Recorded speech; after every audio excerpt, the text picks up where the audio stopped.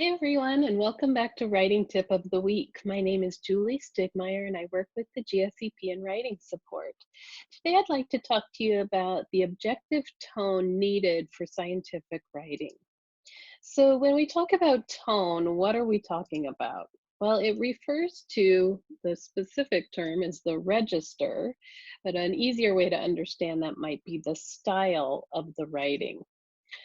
Scientific writing differs in form and content from creative or literary writing, but it doesn't need to be dull or stuffy. So I want to talk about some things that can influence it.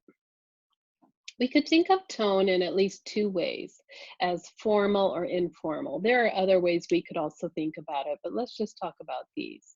A formal tone would include abstract, objective language, complete sentences, no contractions, a serious or professional tone, and a logical or focused piece of writing. The informal tone would be more personal or subjective. Use casual syntax, which may mean you don't have complete sentences. You would allow contractions like I'm or there, and slang or colloquial language is allowed. And it can be digressive or unfocused.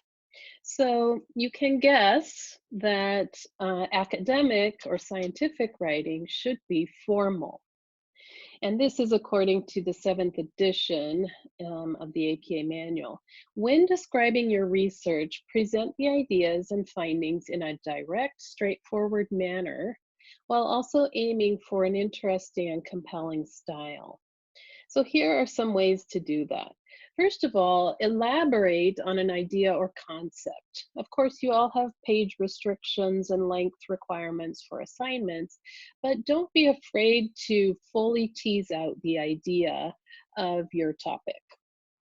You can also vary sentence lengths. So include some longer sentences within a paragraph that have a lot of detail, and then include maybe one or two punchy or short sentences that will give it more emphasis.